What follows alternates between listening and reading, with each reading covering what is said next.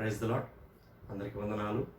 మన ప్రాతకాలపు శిలువ ధ్యానాల సమయాన్ని మనం ప్రారంభించుకుందాం. పిల్లరా, ప్రార్థన చేసుకుందాం. పూజ్యుడా, పరిశుద్ధుడా, మహాగణుడా, మహోన్నతుడా, యేసయ్యా, మీకే స్తుతులు, స్తోత్రాలు, వందనాలు చెల్లించుకుంటున్నాం.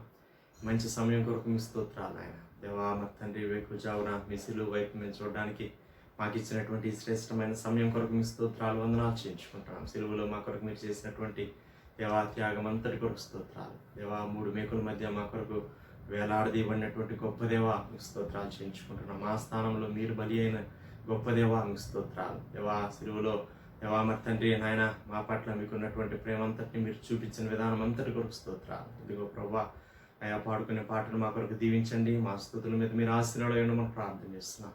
దేవా, సమస్త విషయాల్లో సహాయం చేయండి. అలాగో మరి తండ్రి నాయన మీ వాక్యాన్ని ధ్యానం చేసే సమయం అంతటిని దీవించండి. మీ పక్షంగా నిలబడిపోయేటువంటి దైవజనుల్ని మీ ఆత్మాభిషేకంతో నింపి దేవాబలంగా మీరు వాడుకోమని ప్రార్థన చేస్తున్నాం. మీ వాక్యం ద్వారా దేవా మరి తండ్రి మీ సేవకుల ద్వారా మీరు మాతో మాట్లాడండి. మీ నామానికి మహిమ తెచ్చుకోమని ప్రార్థన చేస్తున్నాం. సమస్త విషయాల్లో సహాయం చేయమని ప్రార్థన చేస్తున్నాను. ఆయన దేవా కృప చూపించండి. మీ ప్రియులు వారి వారి గృహాల్లో చేరి ఏకీవిస్తుండగా ప్రతి చోట మీ సన్నిధించమని ప్రార్థన చేస్తున్నాను. ఆయన దేవా మరి తండ్రి మీ శిలువను గురించినటువంటి అనుభవ జ్ఞానం దేవా మాకెంతో అవసరమై ఉన్నది. దేవా మరి తండ్రి మీ శిలువలో ఉండేటువంటి గొప్ప శక్తిని, గొప్ప దేవా జయం, గొప్ప విడుదల దేవా మరి తండ్రి నాయన మేమందరం కూడా పొందుకోవడానికి సహాయం చేయమని ప్రార్థన చేస్తున్నాం. సమస్త విషయాల్లో సహాయం చేయండి. మీ సన్నిధానంలో గడిపేటువంటి ఈ కొద్దిపాటి సమయాన్ని మా కొరకు మీరే ఆశీర్వదించమని, దీవించమని, మీ నామానికి మహిమ తెచ్చుకోమని, ముందు సమయం అంతటిని మా కొరకు దీవించమని, చివరి ప్రార్థన ఆశీర్వాదముల వరకు మీ సన్నిధి మాకు తోడుగా ఉంచమని యేసయ్య నామములో స్తుతించి ప్రార్థన చేసి అడిగి వేడుకుంటున్నాం పరలోకపు తండ్రి, ఆమేన్. పాట పాడి ప్రభుని మహిమపడదాం. షారోన్ ఆత్మీయ గీతాల్లో నుంచి 633వ పాట పాడుకుందాం. 633వ పాట.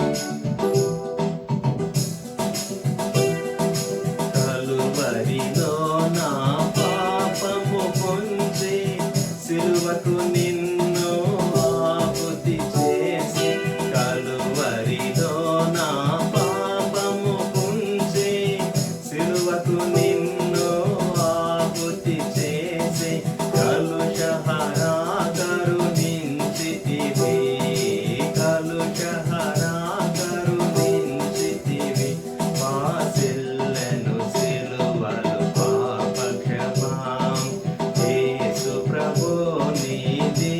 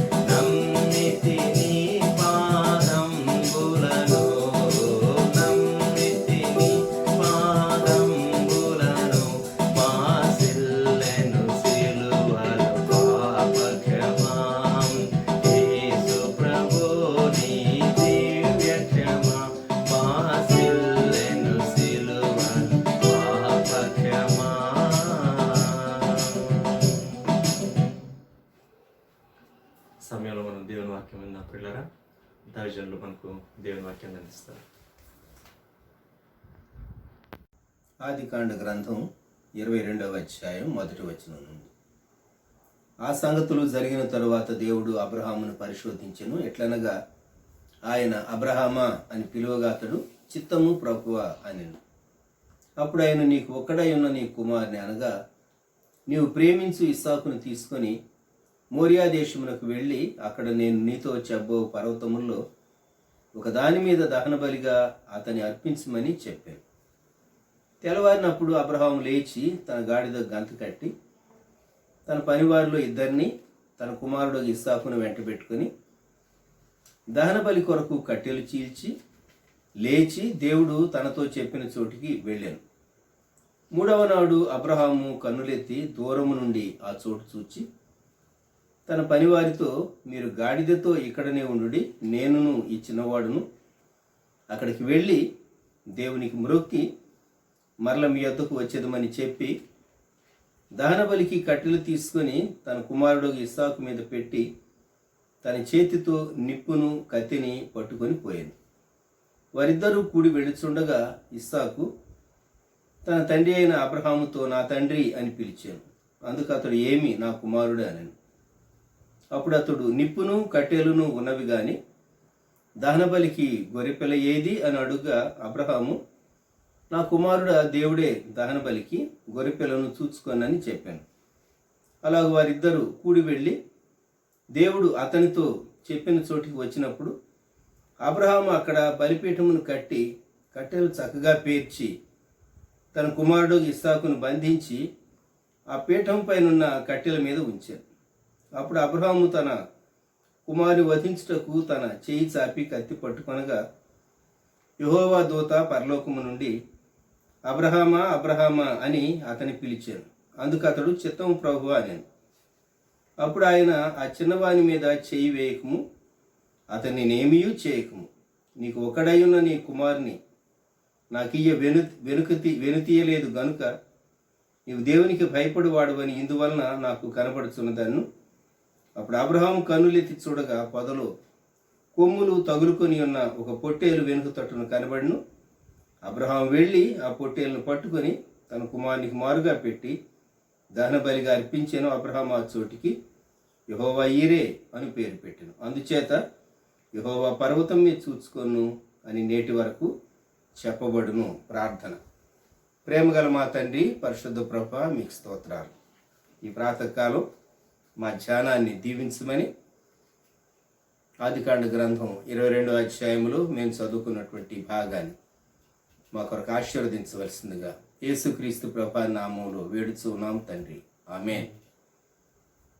ప్రియమైన వారలారా, ఆదికాండ గ్రంథం 22 చాలా ప్రత్యేకమైనటువంటి అధ్యాయం. ఈ అధ్యాయంలో మోరియా పర్వతం మనం ఎక్కి చూడగలిగితే ఎంతో మనకు అర్థమవుతుంది. మొదటి వచనంలో దేవుడు అబ్రహామును పరిశోధించెను అని వ్రాయబడింది. సాతానేమో శోధిస్తాడు, దేవుడేమో పరిశోధిస్తాడు. దేవుడు కూడా తన బిడ్డలకు పరీక్షలు పెడతాడా? ఎస్. మనలో విశ్వాసము ఉన్నదో లేదో ఇతరులకు తెలియబడే నిమిత్తం పెడతాడు. మనం దేవుని ఎంత ప్రేమిస్తూ ఉన్నామో అది మనకు అర్థమవటానికి, లోకానికి రుజువుపరచబడటానికి కూడా దేవుడు పరీక్ష పెడతాడు. కొన్నిసార్లు మనం అనుకుంటాం, నేను దేవుని చాలా ప్రేమిస్తున్నా అనుకుంటాం. స్టూడెంట్స్ని మీరు అడగండి, నీకు సబ్జెక్ట్ బాగొచ్చు అంటే బాగా వచ్చు అంటాడు. ఒక పరీక్ష పేపర్ ఇచ్చి రాయమనండి, చాలా తప్పులు రాయొచ్చు, లేక చాలా ఆన్సర్ చేయలేకపోవచ్చు.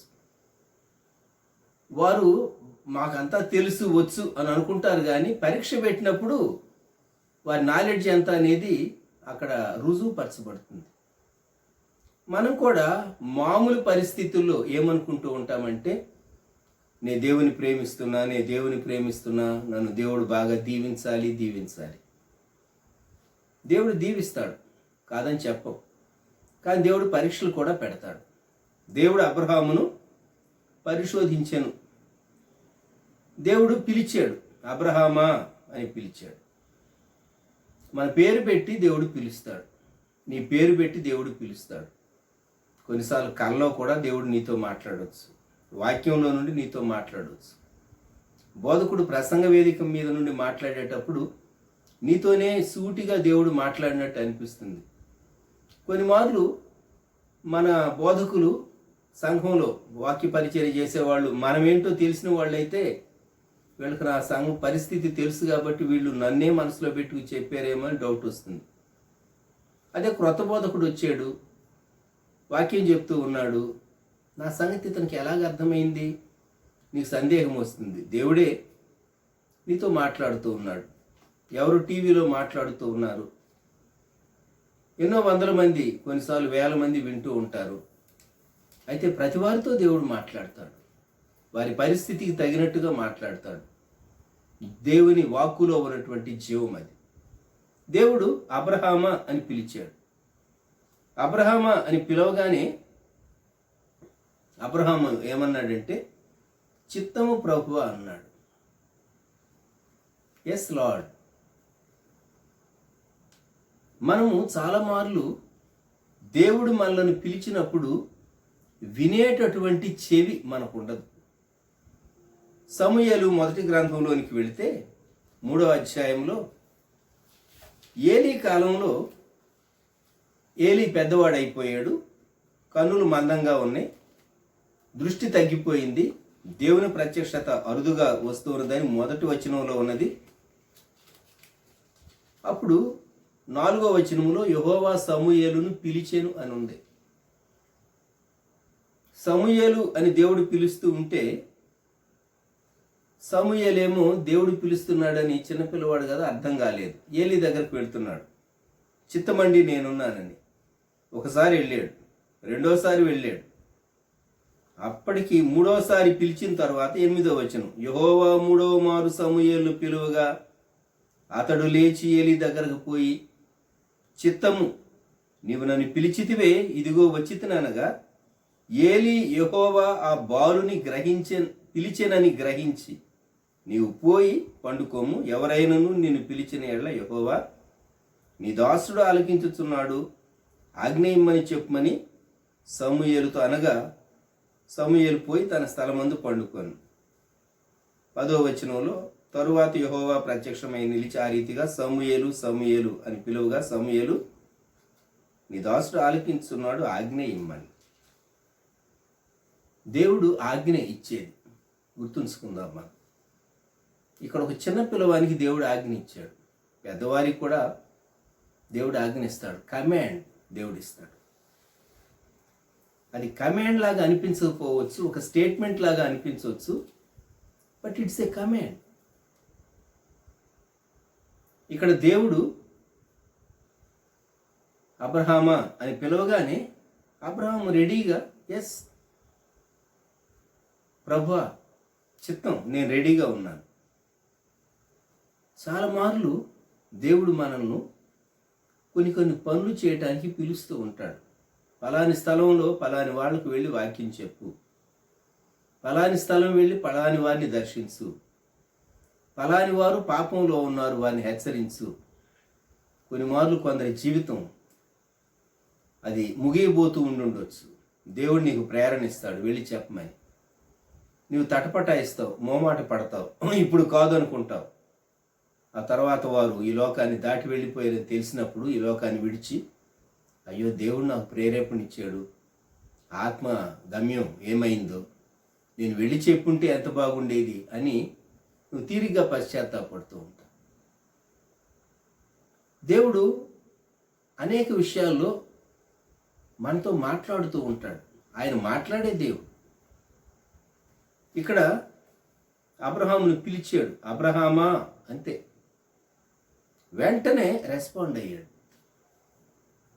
దేవుడు పిలిచినప్పుడు లోబడటం, సిద్ధ మనస్సుతో, అవును ప్రభా నేనున్నాను రెడీగా అని ఒక వ్యక్తి చెప్పగలిగితే ధన్యుడు.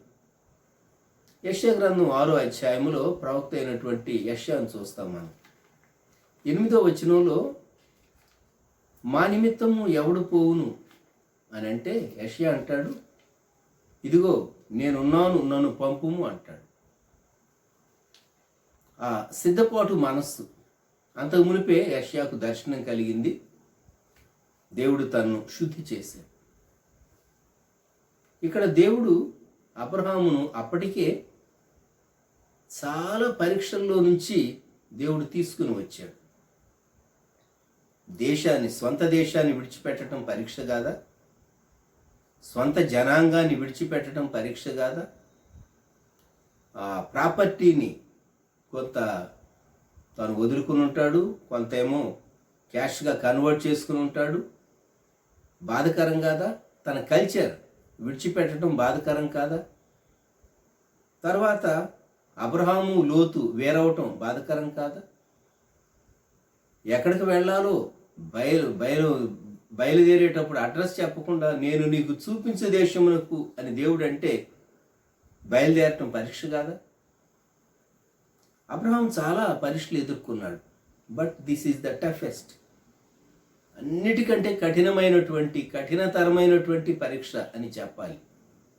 అందుకే దేవుడు అబ్రహామును పరిశోధించెను అని వ్రాయబడింది. దేవుడు అబ్రహామును పరిశోధించినప్పుడు అబ్రహాము చిత్తము ప్రభా, లార్డ్ ఐ యామ్ రెడీ, నీ దాసుడు ఆలకిస్తూ ఉన్నాడు, దేవా సెలవిము, ఆజ్ఞేయము, నీవు చెప్పు ప్రభా, నేను చేయటానికి సిద్ధంగా ఉన్నాను.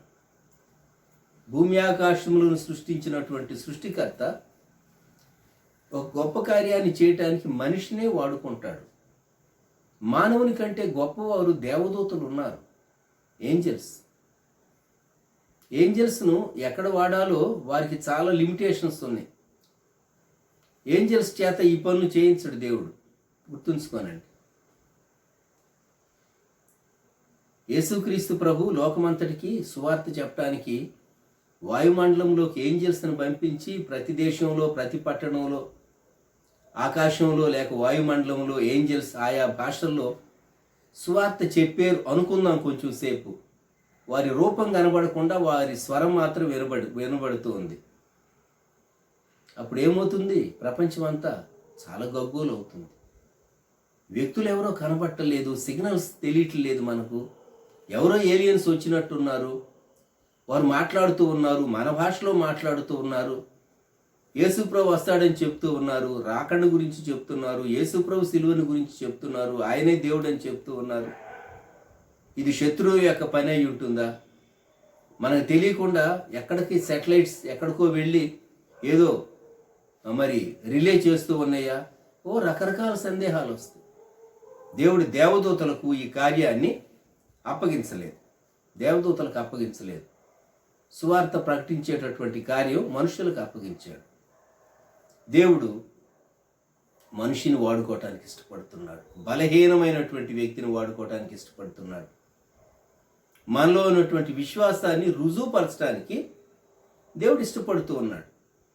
2వ వచనంలో అప్పుడు ఆయన, నీకు ఒక్కడయ్యున్న నీ కుమారుని అనగా నీవు ప్రేమించు ఇస్సాకుని తీసుకొని మోరియా దేశమునకు వెళ్ళి అక్కడ నేను నీతో చెప్పబోవు పర్వతముల్లో ఒకదాని మీద దహన బలిగా అతని అర్పించుమని చెప్పాను. దేవుడు చెప్పింది బ్రీఫ్ స్టేట్మెంటే. దానిలో ఒక భాగం, నీకు ఒక్కడయ్యున్న కుమారుని, ఇద్దరున్నారు కదా, ముందు పుట్టినటువంటి ఇష్మాయేలు ఉన్నాడు కదా, కానీ వాగ్దాన పుత్రుడు ఇస్సాకు మాత్రమే. నీకు ఒక్కడయ్యున్న నీ కుమారుని అనగా నీవు ప్రేమించు ఇస్సాకును, నీవు ప్రేమించు ఇస్సాకును. ప్రేమ అనేటటువంటి మాట ఆదికాండంలో ఇక్కడ మనకు చాలా స్పష్టంగా కనబడుతుంది. వృద్ధాప్యంలో పుట్టినటువంటి కుమారుడు అబ్రహాముకు ఎంతైనా ప్రేమిస్తాడు, వాగ్దాన కుమారుడు ఎంతైనా ప్రేమిస్తాడు. ఎదురు చూచారు, భార్యాభర్తలు కనిపెట్టారు, మరి ప్రేమించరా? ఖచ్చితంగా ప్రేమిస్తారు.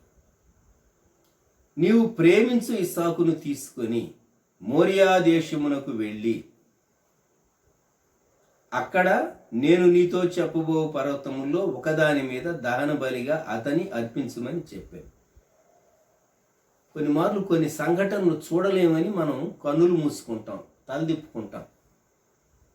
అబ్రహామే స్వయంగా తన కుమారుణ్ణి తీసుకొని వెళ్ళాలి, ప్రయాణం చేయాలి. 2 రోజులు ప్రయాణం చేయాలి. 3వ రోజు కానీ ఆ మోరియా పర్వతం వారు సమీపించలేరు.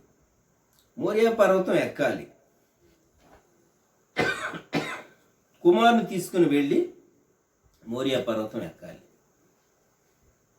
అక్కడ తానే తన కుమారుని వధించి తనను దహన బలిగా అర్పించాలి.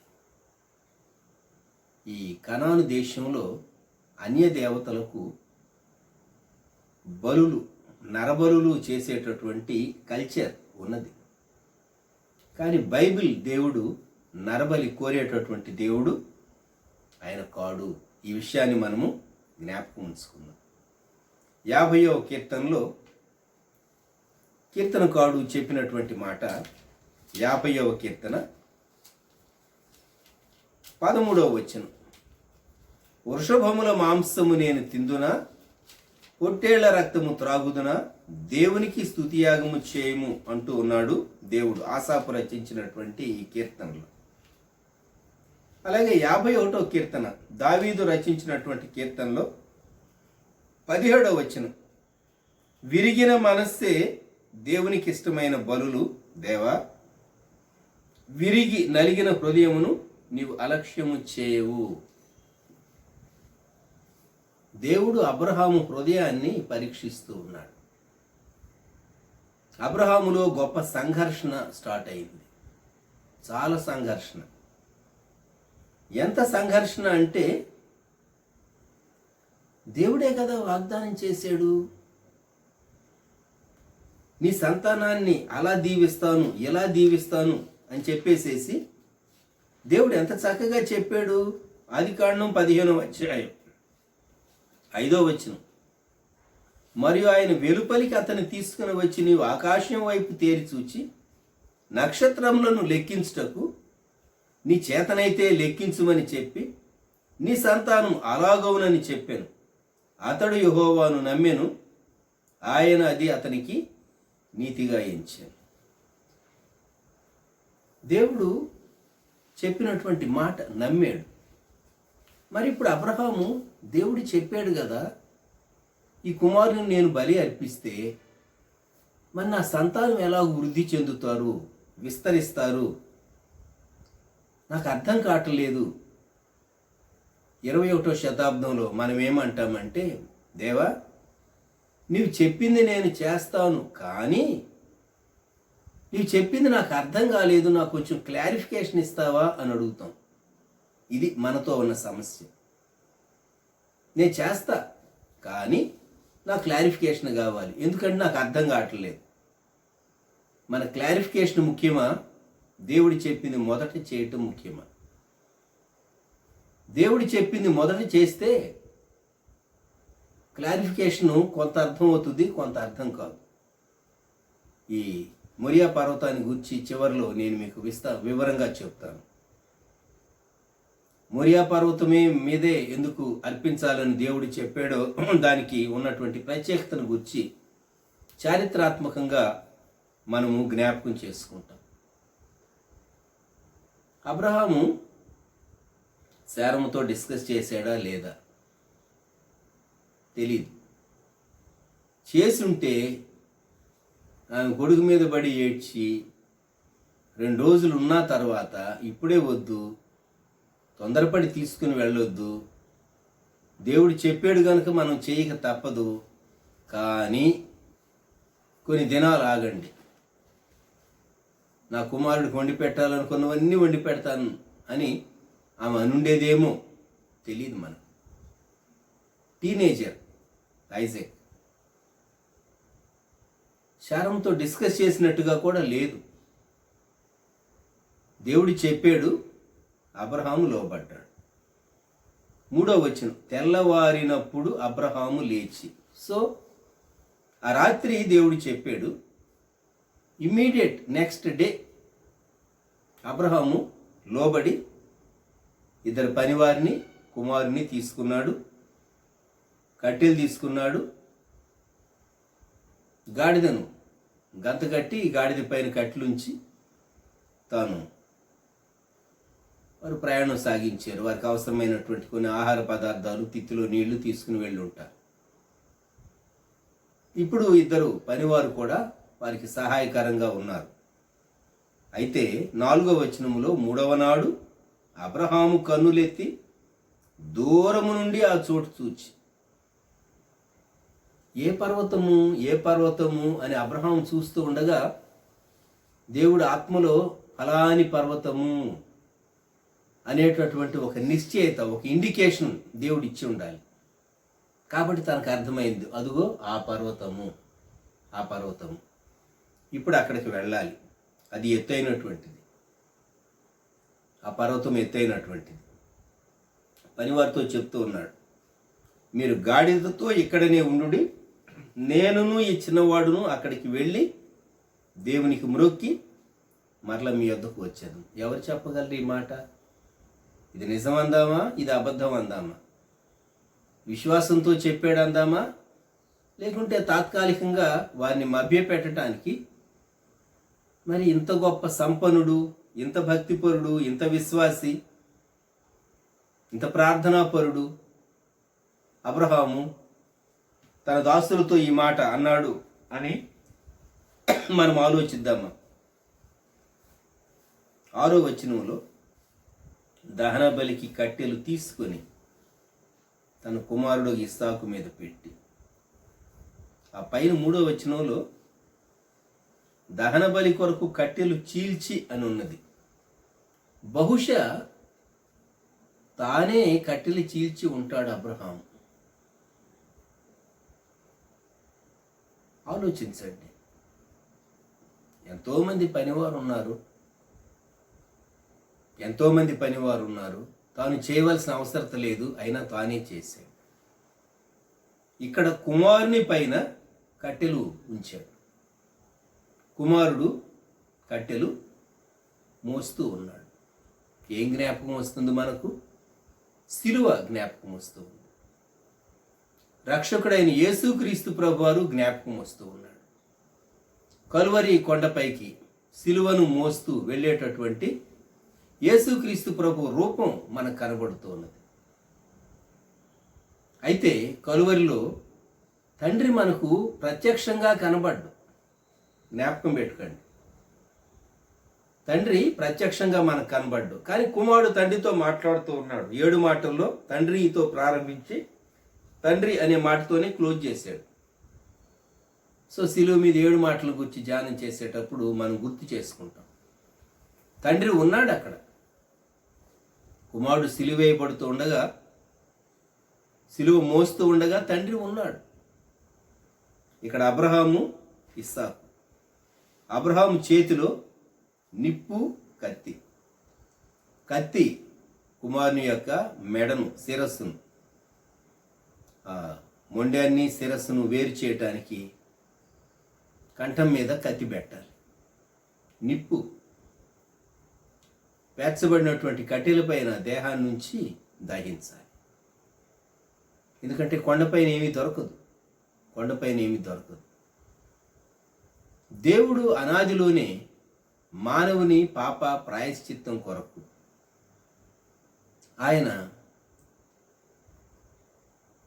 గొర్రెపిల్లగా వధింపబడే నిమిత్తం తన కుమారుని లోకములోనికి పంపించాలి అనేటటువంటి ఉద్దేశాన్ని ఆయన కలిగి ఉన్నాడు. రక్షణ ప్రణాళిక ఆయన కలిగి ఉన్నాడు. జ్ఞాపకం పెట్టుకుందాం మనం. మానవుని పాపం పరిహారం కొరకు దేవునికి ఒక చక్కని ప్రణాళిక ఉన్నది. ఆ ప్రణాళికకు ముంగుర్తుగా మనం కొన్ని మోడల్స్ చూస్తూ ఉన్నాం. అబ్రహాము వెనుక తండ్రి అయినటువంటి దేవుని మనం చూస్తూ ఉన్నాం. ఇస్సాకు వెనుక రక్షకుడైనటువంటి యేసుక్రీస్తు ప్రభువును మనం చూస్తూ ఉన్నాం.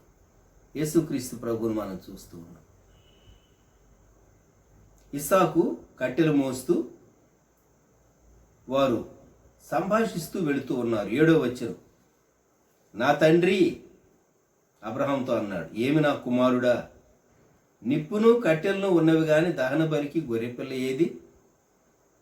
అబ్రహాం ఇచ్చిన జవాబు, నా కుమారుడా, దేవుడే దహన బలికి గొర్రెపిల్లను చూసుకో. అబ్రహాము నిజం ఎందుకు చెప్పలేదు? ఆలోచించండి.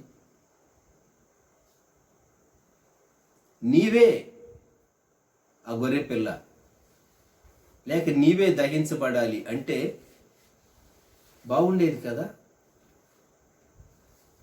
కుమారుడు మెడ మీద పడి ఏడ్చి ముద్దు పెట్టుకున్నట్టు, కన్నీరు గార్చినట్టుగా లేదు ఇక్కడ. ఎందుకని? ప్రేమించలేదా? ప్రేమించాడు. బహుగా ప్రేమించలేదా? బహుగా ప్రేమించాడు. అందుకే దేవుడు కూడా ఏమన్నాడు? నీవు ప్రేమించు ఇస్సాకును అని అన్నాడు. దేవుడు కొన్ని మార్లు నీవు ఏది ఎక్కువ కోరుకుంటావో, ప్రేమిస్తావో దాని బలిపీఠం మీద పెట్టమంటాడు. పెట్టగలమా మనం? ప్రభువా, ఆ ఒక్కటే తప్ప ఇంకేదైనా అడుగు అంటాం మనం. కొంతమంది తమ ఉద్యోగాలు విడిచిపెట్టి దేవుని పరిచర్యకు వచ్చిన వారు, యేసుక్రీస్తు ప్రభు యొక్క శుభవార్తను అందించడానికి వచ్చినటువంటి వాళ్ళు ప్రపంచమందంతటా ఆయా దేశాల్లో ఆయా కాలాల్లో ఉన్నారు. ఉద్యోగం ఎవరికైనా చేదా? డబ్బులు జీతం ఎవరికైనా చేదా? కాదు. దేవుడు వారిని పిలిచాడు కనుక వారు దేవుని పరిచర్య జరిగించడానికి తమను తాము అప్పగించుకున్నారు, దేవుని చిత్తానికి, దేవుని పిలుపుకు. ఇక్కడ నా కుమారుడా, దేవుడే దహన బలికి గొర్రెపిల్లను చూసుకుంటాడు. దేవుడే దహన బలికి గొర్రెపిల్లను చూసుకుంటాడు. కుమారుడితో అబ్రహాము ఈ మాట చెప్తూ ఉన్నాడు. మరి ఆ చోటికి వచ్చేసారు. 9వ వచనం, చోటికి వచ్చినప్పుడు చుట్టూ చూస్తే ఏం కనబట్టలేదు, గొర్రెపిల్ల ఏం కనబట్టలేదు అక్కడ. ఆ కట్టెలను చక్కగా పేర్చారు. చూడండి, బలిపీఠమును కట్టి కట్టెలు చక్కగా పేర్చి. ఆ బలిపీఠం కట్టడానికి రాళ్లను ఉపయోగించి ఉండాలి, లేక అక్కడ దొరికినటువంటి మెటీరియల్తో ఆ బలిపీఠాన్ని నిర్మాణం చేసి బలిపీఠము పైన ఈ కట్టెలను పేర్చాలి. నిప్పు రెడీగా ఉంది, నిప్పు ఆరిపోలేదు, నూనె పోయిబడుతూ ఉన్నది కనుక నిప్పు మండుతూ ఉన్నది. ఇప్పుడు తన కుమారుడగు ఇస్సాకును బంధించి, యేసుక్రీస్తు ప్రభు బంధించబడినటువంటి విధానాన్ని మనం జ్ఞాపకం చేసుకుందాం. ఆయా కోర్టులకు ఆయన తిప్పబడినటువంటి విధానాన్ని మనం జ్ఞాపకం చేసుకుందాం. శిలువ పైన ప్రభు అయినటువంటి యేసుక్రీస్తు వారి రూపాన్ని మనం జ్ఞాపకం చేసుకుందాం. ఎంత చక్కగా ఆదికాండం 22వ అధ్యాయంలో దేవుడు ఎంతో ముందుగా విశ్వాసులకు తండ్రి అని పిలువబడినటువంటి అబ్రహాము జీవితంలో ఈ సంఘటన జరిగించడం ద్వారా సిలువను గుర్చినటువంటి ఇండికేషన్ దేవుడు చాలా ముందుగా ఇచ్చాడు. కుమారుడు ఇస్సాకు ఏం చేసి ఉండాలి? ఎప్పుడైతే అబ్రహాము ఇస్సాకును బంధిస్తూ ఉన్నాడో, ఇస్సాకు యవనస్తుడు కదా, తాను నన్ను బంధించవద్దు అని రిక్వెస్ట్ చేసి ఉండొచ్చు, లేక తండ్రి నాకెందుకు అబద్ధం చెప్పేవు, దేవుడే చూసుకుంటాడు అని ఆర్గ్యుమెంట్ పికప్ చేసి ఉండొచ్చు, లేకుంటే పికబలం చూపించి పరిగెత్తి పారిపోవటానికి ప్రయత్నం చేసి ఉండొచ్చు, ఇప్పుడు నన్ను పట్టుకో చూద్దాం అని చెప్పేసేసి పారిపోయి ఉండొచ్చు. అవేమీ చేయలేదు. జ్ఞాపకం పెట్టుకుందాం. ఇస్సాకు విధేయుడైనటువంటి కుమారుడు, ఒబీడియంట్ సన్. ఎంత విధేయత! మరణం పొందటానికి బలిపీఠం పైన ఉంచబడటానికి సిద్ధపడినటువంటి విధేయత. అబ్రహాం అంటే చాలా వయస్సు ఉన్నటువంటి వాడు, ఎన్నో అనుభవాలు ఉన్నటువంటి వాడు. హెబ్రీ పత్రిక గ్రంథకర్త 11వ అధ్యాయంలో చెప్పినటువంటి మాట మనము జ్ఞాపకం చేసుకుంటే హెబ్రీ పత్రిక 11వ అధ్యాయంలో 17వ వచనం నుండి, అబ్రహాము శోధింపబడి విశ్వాసమును బట్టి ఇస్సాకును బలిగా అర్పించెను. ఎవడు ఆ వాగ్దానమును సంతోషముతో అంగీకరించెనో ఇస్సాకు వలనైనది నీ సంతానం అనబడును అని ఎవనితో చెప్పబడినో ఆ అబ్రహాము మృతులను సైతము లేపుటకు దేవుడు శక్తిమంతుడని ఎంచినవాడై తన ఏకకుమారుని అర్పించి ఉపమాన రూపముగా అతనిని మృతుల్లో నుండి మరలా పొందెను. తాను దేవుని శక్తిని నమ్మాడు. దేవుడు శక్తివంతుడు అని నమ్మాడు. నా కుమారుని నేను వధిస్తాను, దహన బలిపీఠం మీద తనను దహన బలిగా తను అర్పించేసేస్తాను, ఆ బూడిదలో నుండి నా కుమారుణ్ణి దేవుడు తిరిగి అనుగ్రహించగలడు అని నమ్మాడు. ఎంత విశ్వాసం! నీ జీవితంలో కొన్ని మార్లు దేవుడు నీకు పరీక్ష పెట్టినప్పుడు అంత కొలాప్స్ అయిపోయింది అని అనిపిస్తుంది. ఐ లాస్ట్ ఎవ్రీథింగ్ అని అనిపిస్తుంది. అంతా పోగొట్టుకున్నాను, జీరోలోకి వచ్చాను నేను. ఎస్, జీరోలో నుంచి దేవుడు మరలా నిన్ను ఎగ్జాల్ట్ చేయగలడు. ఎగ్జాల్ట్ చేసి మరలా నీ మొదటి స్థితి దేవుడు నీకు అనుగ్రహించగలడు, నీ సమృద్ధి దేవుడు నీకు అనుగ్రహించగలడు. నమ్ముదామా? దేవుడు పరిశోధన చేసినప్పుడు కొన్ని మార్లు అంతా పోయిందని అనిపిస్తుంది. వాగ్దానాలు లేవు, ఏమీ లేవు. లేక ఇచ్చినటువంటి కుమారుడు, ప్రేమించబడినటువంటి కుమారుడు ఇక అర్పించిన తర్వాత అబ్రహాంకు నిరీక్షణ ఏం మిగిలింది? ఆ జ్ఞాపకాలతో కుమిలి నేనే నా సొంత చేతులతో నా కుమారుని వధించేనే అనేటటువంటి పశ్చాత్తాపంతో తను తొందరగా మరణించి ఉండాలి. కానీ అలా జరగలేదు. ఎప్పుడైతే తన కుమారుని వధించటానికి 10వ వచనం, తన చేయి చాపి కత్తి పట్టుకొనగా, ఒక చక్కని పాట ఉన్నది. దైవాజ్ఞ శిరస వహించి ధైర్యముగా అబ్రహాము కన్న కొమరుని ఖండించుటకు ఖడ్గము ఎత్తినాయప్పుడు దేవుడు మనకు ఎల్లప్పుడూ తోడుగా ఉన్నాడు అని ఒక పాత పాట. దానిలో వచ్చిన అది, దైవాజ్ఞ శిరస వహించి ధైర్యముగా అబ్రహాము కన్న కొమరుని ఖండించుటకు ఖడ్గము ఎత్తినాయప్పుడు. దేవుని చిత్తాన్ని, దేవుని ఆజ్ఞను అబ్రహాం ధిక్కరించలేదు. జ్ఞాపకం పెట్టుకుందాం మనం. తర్వాత జరిగినటువంటి చరిత్ర మనకు తెలుసు. అబ్రహామా అని అతని పిలిచాడు.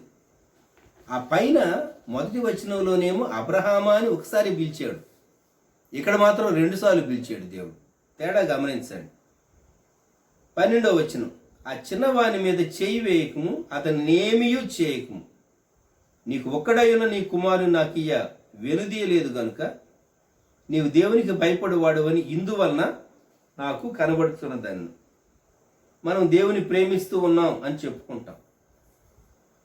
మనం దేవుని ప్రేమించిన వారమైతే మన ప్రేమ రుజువుపరచబడిందా? ఇది ప్రశ్న.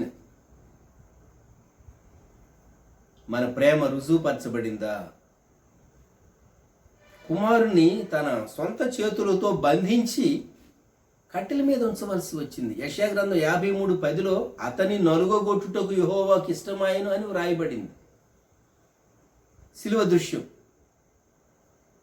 కనుక ఇక్కడ మనం చూచేటటువంటి మోరియా పర్వతం మీద దృశ్యంలో అబ్రహాము తన కుమారుని దేవునికి అర్పించడానికి వెనుతీయలేదు. ఎందుకని? దీవెన మీద కాకుండా దీవెనల కర్త మీద తన దృష్టిని పెట్టాడు. మనం ఏం చేస్తామంటే బ్లెస్సింగ్ ముఖ్యం, సోర్స్ ఆఫ్ బ్లెస్సింగ్ లేక గివర్ ఆఫ్ బ్లెస్సింగ్ ఆయన చూడం. మనం ఎవరైతే మనకు దీవెన అనుగ్రహిస్తూ ఉన్నారో దీవెనలకు కర్త అయినటువంటి దేవుని మనం చూడం. దీవెన చూచి మనం మురిసిపోతాం. అందుకే దేవుడు, ఇతడు దీవెనను బట్టి నన్ను ప్రేమిస్తున్నాడా, లేక దీవెన నేను ఇవ్వటం ఆపివేస్తే నన్ను విడిచిపోతాడా అని మనల్ని టెస్ట్ చేస్తాడు దేవుడు. గుర్తుపెట్టుకోండి. మీరు 9 సార్లు ఎవరికైనా సహాయం చేశారు, 10వ వచ్చాడు. మీరప్పుడు 10వ సహాయం చేయలేదనుకోండి, మీ మీద నేను ఎంతో ఆశ పెట్టుకున్నాను, నన్ను డిసప్పాయింట్ చేశారు అని చెప్పేసేసి మీ మీద కోప్పడి లోకములో ఉన్నటువంటి లోకానుసారుడైనటువంటి ఒక వ్యక్తి వెళ్ళిపోతే మీరు ఆశ్చర్యపోనక్కర్లేదు. నేను ఈ మీద ఎంత ఆశ పెట్టుకుని వచ్చాను, ఏమి గతంలో నాకు సహాయం చేస్తూ ఉన్నావు కదా, ఇప్పుడు ఎందుకు చేయలేదు? రెట్టింపు డిమాండ్ చేసి అడుగుతూ ఉంటారు కొంతమంది. జాగ్రత్త. మనము దీవెనల కర్త అయినటువంటి దేవుని చూస్తూ ఉన్నాం. దేవుడు మన పూర్ణ హృదయంతో మనం ప్రభువును ప్రేమిస్తామా లేదా అనేటటువంటి టెస్ట్ మనకు పెడతాడు.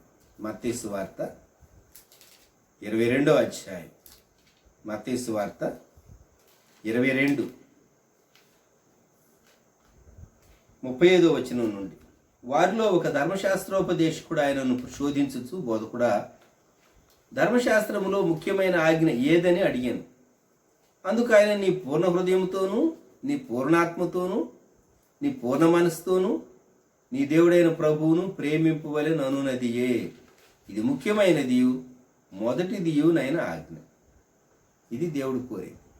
పూర్ణ హృదయం, పూర్ణాత్మ, పూర్ణ మనసు. ఈ టెస్ట్ పెడతాడు దేవుడు మనకు.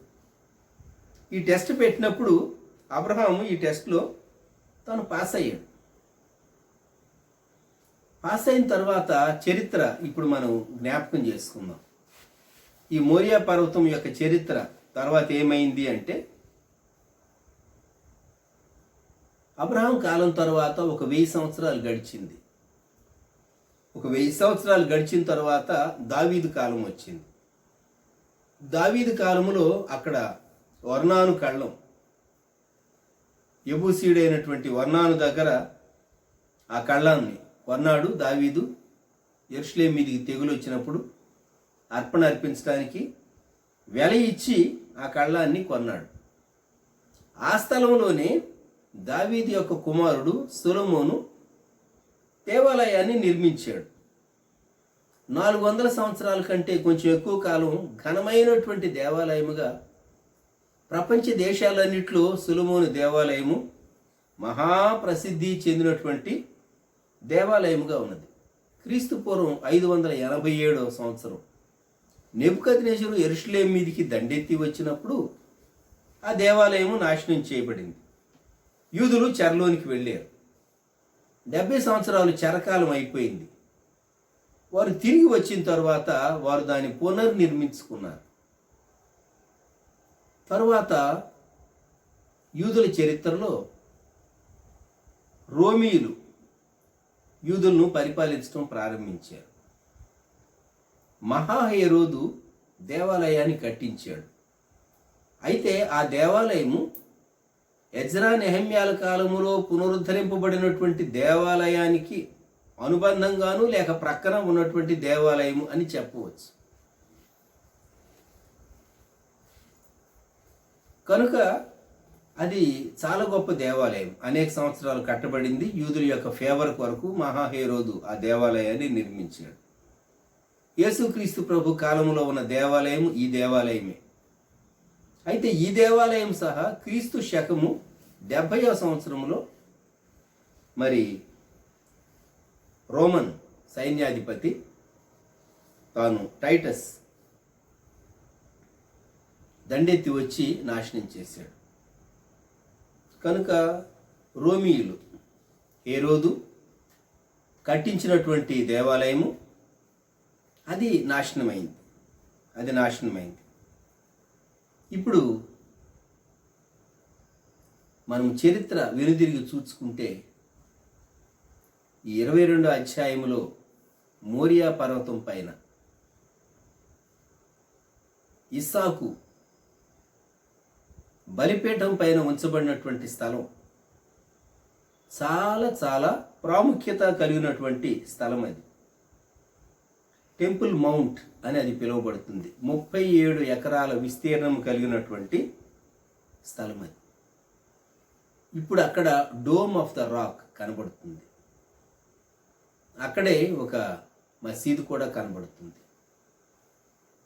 ఆ స్థలంలోనే లేక ఆ టెంపుల్ మౌంట్లోనే 3వ దేవాలయము వస్తుంది అనేటటువంటి మాట ఒకటి వినబడుతుంది.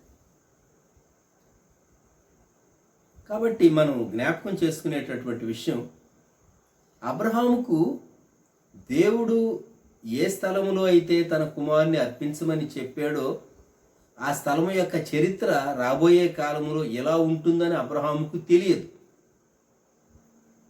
దేవుడు ఒకవేళ చెప్పిన అబ్రహాముకి ఎంత అర్థమై ఉండేదో మనకు తెలియదు. దేవుడు చెప్పాడు, నేను చేస్తాను, దేవుడు చెప్పింది నేను చేస్తానని తన జీవితంలో తాను తీర్మానం చేసుకున్నాడు. ఎప్పుడైతే విశ్వాసి తన జీవితంలో దేవుని మాటకు విధేయత చూపించడానికి ఇష్టపడతాడో, దేవుడు పరీక్ష పెట్టినప్పుడు చిత్తము ప్రభువా అని విశ్వాసి చెప్పగలుగుతాడో, ఖచ్చితంగా దేవుడు మనల్ని ఆశీర్వదిస్తాడు. చిత్తము ప్రభువా, దేవుడిచ్చినటువంటి దీవెన గొప్పదా, దీవెనల కర్త గొప్పవాడా? దేవా, నీవు దీవెనలను అనుగ్రహించే దేవుడవు, నీవే నాకు ముఖ్యం, నీవే నాకు కావాలి. కోరుకుందామా? మనం తలలు వంచుదాం, ప్రార్థన చేసుకుందాం. ప్రేమగల మా తండ్రి, పరిశుద్ధ ప్రభువా, అబ్రహాం ఎదుర్కొన్నటువంటి సుప్రీం టెస్ట్ కొరకు మీకు వందనాలు. మా జీవితాల్లో కొన్ని మార్లు మీరు పరిశోధన రానిచ్చి మాలో ఉన్నటువంటి విశ్వాసాన్ని, మాలో ఉన్నటువంటి విధేయతను, మీ పట్ల మా అంతరంగంలో ఉన్న ప్రేమను మీరు పరీక్షించే దేవుడో, వెల్లడిపరిచే దేవుడో, రుజువుపరిచేటటువంటి దేవుడో. అయితే ఒకనాడు దేవదేవుని ఏకైక కుమారుడు ప్రభువైనటువంటి యేసుక్రీస్తు వారు సిలువలో మనవులందరి పాపముల కొరకు ప్రాయశ్చిత్త బలిగా, దహన బలిగా ఆయన అర్పించబడతాడనేటటువంటి సత్యాన్ని నీవు రుజువుపరచదలిచి ఈ సంఘటన మీరు జరిగించినందుకు, అబ్రహామును అలాగ అర్పించమని మీరు చెప్పినందుకు స్తోత్రాలు. ఇస్సాకు చంపబట్టం ద్వారా నిజంగా దేవా మీకు సంతోషం లేదు, కానీ నిజమైనటువంటి ఇస్సాకు యొక్క నిజత్వం యేసుక్రీస్తు ప్రభువులో మేము చూచినప్పుడు మా పాపముల కొరకు మరణించినటువంటి ప్రభు అయినటువంటి యేసుక్రీస్తులో మాకు బదులుగా మరణించినటువంటి ప్రభు అయిన యేసుక్రీస్తును మేము సిలువలో చూచినప్పుడు మీరు మా మీదికి రావాల్సిన ఉగ్రత కుమారునిపై మీరుంచి ఆయనను గాయపరిచి నలుగొట్టారు. సిలువ ధ్యాన దినాల్లో మరొకసారి మేము సిలువను తేటగా చూచుటకు ఆదికాండం 22వ అధ్యాయం ద్వారా మాకు సహాయం చేసి బలపరచమని, దేవుడే దహన బలికి గొర్రెపిల్లను చూచుకొనని యెహోవా ఈరే అని పేరు పెట్టబడినటువంటి ఆ చోట పొట్టేలును మీరు చూపించి ఇస్సాకుకు మారుగా పొట్టేలు అర్పించబడినట్లు చేసి అబ్రహాము యొక్క విశ్వాసాన్ని మీరు ఘనపరిచి అబ్రహాము తన కుమారునితో తిరిగి పనివారి వద్దకు రావటానికి మీరు సహాయపడినందుకు స్తోత్రాలు. ఈ ప్రాతకాలంలో మేము ధ్యానించేటటువంటి ఈ లేఖన భాగం ద్వారా తేటగా, మరింత తేటగా సిలువను మేము చూడటానికి సహాయము చేయమని, మా అంతరంగంలో మీ ఎడల ఎంత ప్రేమ ఉన్నదో మేము పరీక్షించుకోవటానికి సహాయము చేయమని మీ కృపకు మమ్మల్ని అప్పగించుకుంటూ మా కొరకు దేవుని గొర్రెపిల్లగా వధింపబడిన యేసుక్రీస్తు ప్రభువారి శ్రేష్టమైన నామములో ప్రార్థించి అడుగుచూ ఉన్నాము తండ్రి, ఆమేన్. మన ప్రభువైన యేసుక్రీస్తు వారి కృప, దేవుని ప్రేమ, పరిశుద్ధాత్ముని అన్యోన్య సహవాసం సదాకాలం మనకు తోడై ఉండును గాక, ఆమేన్. ప్రభు నామములో మీకు అందరికి వందనాలు. మరలా రేపు ఉదయకాలం మనం కలుసుకుంటాం. Thank you.